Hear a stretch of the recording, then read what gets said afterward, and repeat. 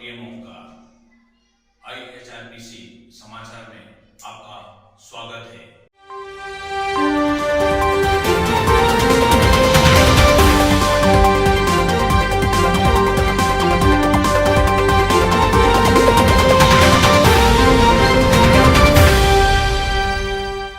आज के मुख्य समाचार। उत्तर प्रदेश चुनाव में मचा घमासान। चुनावी दंगल में किसने कहा जीना यहां मरना यहां। अखिलेश ने कहा सीएम की भाषा पर ध्यान दे चुनाव आयोग।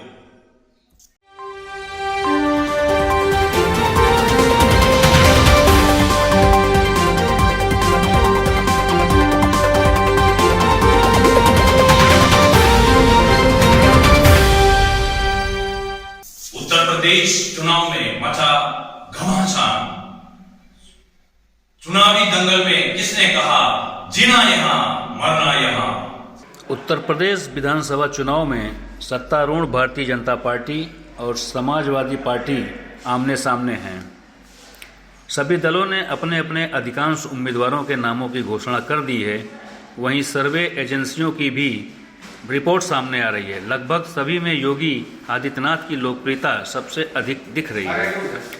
विभिन्न एजेंसियों के सर्वे में शामिल अधिकांश लोग उनके कामकाज से खुश नजर आ रहे हैं। यही कारण है कि वे दोबारा यूपी की कमान उनकी हाथों में देने के लिए तैयार दिख रहे हैं।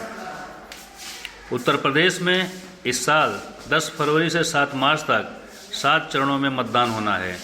वोटों की गिनती 10 मार्च को होगी। उत्तर प्रदेश में कुल 403 विधानसभा सीटों पर मतदान होगा। राज्य में कुल मतदान केंद्रों की संख्या 1,74,351 होगी और लगभग 15 करोड़ से अधिक मतदाता इस चुनाव में मतदान करने के पात्र होंगे। Times now weekly opinion poll के अनुसार, चुनावी सर्वे के अनुसार भारतीय जनता पार्टी और उसके गठबंधन सहयोगियों को लगभग 212-231 विधानसभा क्षेत्रों जीत की उम्मीद है। समाजवादी पार्टी के नेतृत्व वाले गठबंधन के लिए 147-158 निर्वाचन क्षेत्रों पर कब्जा करने का अनुमान है। वहीं बसपा 10 से 16, कांग्रेस 9 से 15, अन्य 2 से 5 पर कब्जा कर सकती है। अखिलेश ने कहा सीएम की भाषा पर ध्यान दे चुनाव आयोग।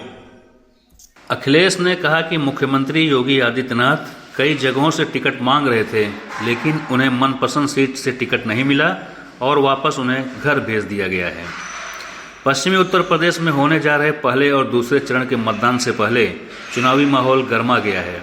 बीजेपी के तमाम बड़े नेताओं के जवाब में समाजवादी पार्टी के मुखिया अखिलेश यादव और राष्ट्रीय लोकदल के मुखिया जयंत चौधरी भी पश्चिमी उत्तर प्रदेश के इलाकों में घूम घूम कर प्रेस कॉन्फ्रेंस कर रहे हैं। बुधवार को शामली में आयोजित प्रेस कॉन्फ्रेंस में अखिलेश यादव ने कहा कि इतना विरोध किसी पार्टी के नेताओं का नहीं हुआ जितना बीजेपी के नेताओं का हो रहा है। मुख्यमंत्री योगी आदित्यनाथ के गर्मी शांत कर देने वाले बयान पर अखिलेश यादव ने कहा कि चुनाव आयोग को इस बात का संज्ञान लेना चाहिए कि एक मुख्यमंत्री की भाषा ऐसी नहीं हो सकती है। उन्होंने कहा कि अगर गर्म खून हमारे अंदर ना बहे तो हम जिंदा नहीं रह पाएंगे। कुछ दिन पहले मुख्यमंत्री योगी आदित्यनाथ ने कहा था कि जो गर्मी अभी कैराना और कुछ क्षेत्रों में दिखाई दे रही है वह 10 मार्च के बाद शांत हो जाएगी। उन्होंने कहा कि वह मई और जून में भी शिमला बना देते हैं। अखिलेश ने कहा कि मुख्यमंत्री योगी आदित्यनाथ कई जगहों से टिकट मांग रहे थे, लेकिन उन्हें मनपसंद सीट से टिकट नहीं मिला और वापस उन्हें घर भेज दिया गया है। पूर्व मुख्यमंत्री ने कहा कि प्रधानमंत्री नरेंद्र मोदी ने योगी आदित्यनाथ को पैदल चलाया और जो लोग पैदल चल रहे हैं वे बेदल हैं। उन्होंने कहा कि जो लोग पलायन का मुद्दा उठा रहे हैं उन लोगों का राजनीतिक पलायन उत्तर प्रदेश से होने जा रहा है। सपा मुखिया ने कहा कि सपा सरकार बनने पर कानून व्यवस्था को बेहतर बनाया जाएगा। उन्होंने जनता से सपा राष्ट्रीय लोकदल गठबंधन के प्रत्याशियों को जीत दिलाने का आह्वान किया। योगी आदित्यनाथ के गर्मी वाले बयान के जवाब में जयंत चौधरी ने एक जनसभा में कहा था कि ईवीएम की मशीन को इतना भर दो कि भारतीय जनता पार्टी के नेताओं की जो चर्बी चढ़ गई है वह उतर जाए।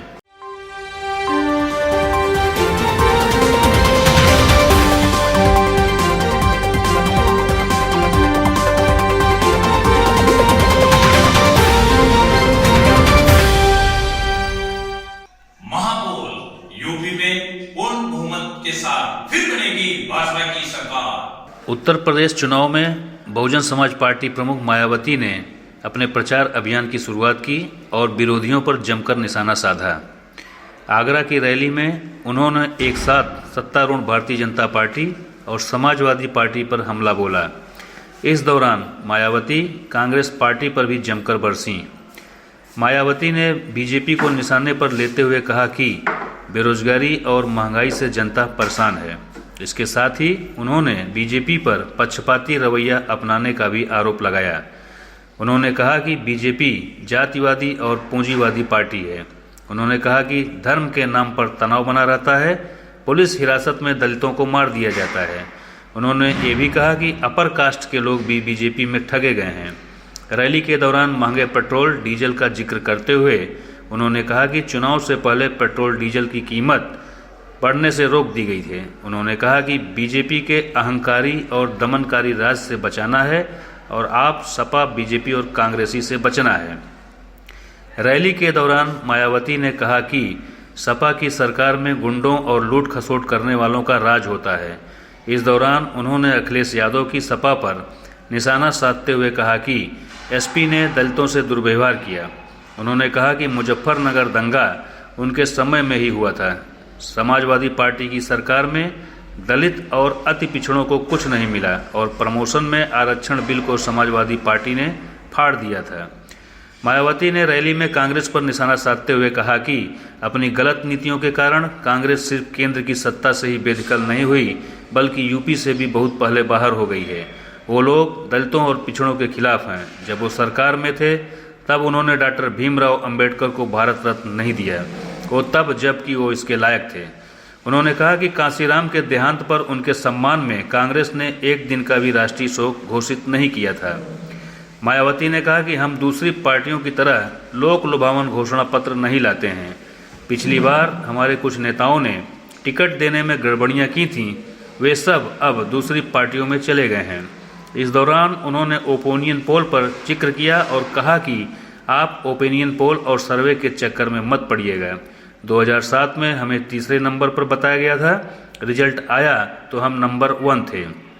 आप सब जब तक वोट नहीं डाल देते हैं तब तक उपवास पर रहिएगा। सवेरे उठते ही सबसे पहले वोट डालना है। समाचार समाप्त होने से पहले मुख्य समाचार पर एक नजर। उत्तर प्रदेश चुनाव में मचा घमासान। चुनावी दंगल में किसने कहा जीना यहां मरना यहां? अखिलेश ने कहा सीएम की भाषा पर ध्यान दे चुनाव आयोग। ये थे आज के समाचार। नए समाचार के साथ फिर मिलेंगे, तब तक के लिए नमस्कार।